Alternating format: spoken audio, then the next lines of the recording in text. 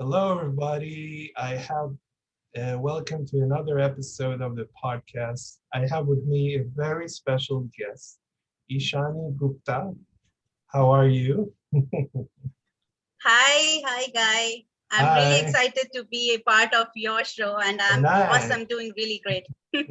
and I am so excited to be interviewing you and with you about a lot of different things and subjects that are of interest to both of us, I think, at this point. Of So can course. you tell me a little bit about yourself? Yes, sure. So I am a radio anchor and a public speaking coach. Basically, I am into a lot of things. So this is not the only post that I would like to share. I have many others going on side by side. So basically, I also work as a part-time editor and a translator, and I have also worked for the Prime Minister's office and the President of India. So basically, Oh, I work, yes, and I'm Narendra an English Modi. translator. Narendra Modi. Yes, Narendra Modi. Yes, Prime Minister Narendra Modi. So Is I very have famous in been Israel, work. yes. Yes, absolutely famous and popular among the masses, right? So I have been working for him, like not directly, but yes, indirectly. So don't think that I am in direct touch with him or something. Yeah, we're not getting into But that discussion. Yeah. yes, No yes, politics, please. I don't want it. no I don't politics. want it. Yeah. Yes, no politics. So basically, I started with my preparation to become a bureaucrat, and I had been working and studying hard for several years to get that job, but unfortunately, that did not happen. But on the other hand, I got into this job as a radio jockey with All India Radio in Delhi, New Delhi, India. And after that, I also got into other jobs like being a translator and being an editor and newsreader. And recently, I also have written a book on public speaking, like how to conquer your fears of public speaking. So that book I have written. So I would like to call myself an author as well. Wow, So you I, have. yes, I love playing different roles basically. And I enjoy doing different jobs, getting into different roles every single day. So basically, these days I am doing my own podcasting as well as um, teaching my students who are being trained into public speaking. So this is what I am. This is what I do for now. Yeah, so that's great. We have so many connective tissues, let's say, between us. You're a teacher and I'm a teacher. You're a podcaster Yeah. and I'm also. Yes. So can you talk a little bit about your book about the public speaking? Because I know I had a lot of issues talking in public speaking, maybe some kind of a crowd anxiety or something like this. Okay. But Okay. can you speak to your book? Why did you write it? Why is it important for people to read it? Yes, of course. So first of all, I would like to start with, you know, this fear that people have of getting on the stage and facing a huge audience, facing the people. That fear is something which is very normal. I want to normalize that fear because what happens is a lot of people are like, oh my God, how am I going to get on stage and face the people? How am I going to speak? What if I forget something? What if the people are laughing at me? What if the people are judging me? So a lot of different thoughts actually start cropping up in the head when we have to give a presentation or we have to give a talk. So this is very normal. And this happens. I mean, there are some symptoms that occur when you are nervous. So you might have been in a situation when you have to present, you have to get on stage, and you are getting shivery legs, shaky legs, and sweaty palms. Your Yes, hands are yes. getting cold, right? Mhm, So all those things happen. All those mhm, things are happening, but that is mainly because of a hormone, specific hormone, and that is doing all these plays with you.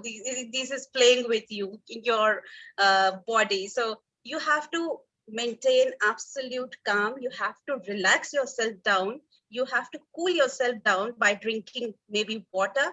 Keep water with you at all times, especially when you are going on stage.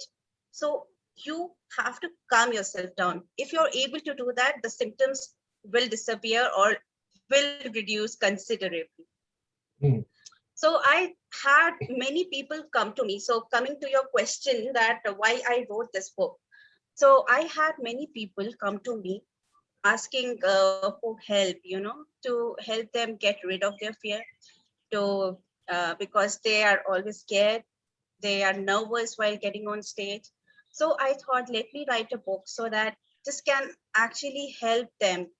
Uh, at least they will get an insight from an anchor. So it is not like only they are having those fears, even anchors like us, the podcasters like us who are speaking live, we have to speak live in front of the people on radio. So you don't have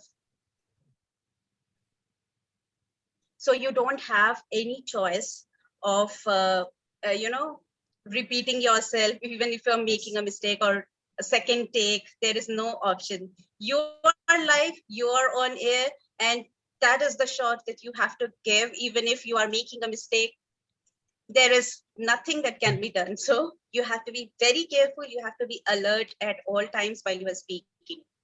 So I wanted to tell the people that it is all right. Even anchors, even the very senior anchors who are there, they're presenting for so many years, they also tend to get nervous at several times. It is not like only the beginners or uh, people who are only speaking for a few times. Not only they are not getting nervous, even the greatest talk show hosts, they are getting nervous, they are making mistakes as well. It is only that we don't get to know that they are making mistakes, but yes. So that is Yes. what it is all about. So I share some tips and some techniques that they can use so that whenever they are getting on stage, they can use those, apply those techniques, and they are not getting nervous. And let me tell you, that is absolutely free. So like, I am not charging anything for that book. Okay, so Mm. if anybody wants to get hold of it, they can definitely contact me. Wow, that's great. You have a person of your caliber, I think, writing a book and then distribute it for free, essentially. That's a great thing. I Yeah. think it's altruistic in some ways, and it does good for the world because Yes. there are the main channels, shall we say, the mainstream channels of society, Yeah. of culture, of arts, and there are backdoor channels. There are people who are trying to make it from the bottom up, shall we say. Yeah. Uh, and it's very interesting to me to talk about passion because people who have a burning passion in their hearts and talking about things they want to accomplish, and once they get there, they're not satisfied from the point of view of where they are. So, what do you think about passion? What motivates you? What is yours? Yes, that's a wonderful question. Like, I would love to talk about passion. Like, I can go on talking about that. Yes, me too. So basically, passion, I believe, is something that you love doing, and you may or may not be good at it. It doesn't really matter. Passion is something, that fire that comes from within you. And let me tell you one thing, that I had been preparing for something. I mean, after it did not happen, it did not, like, I did not succeed in that.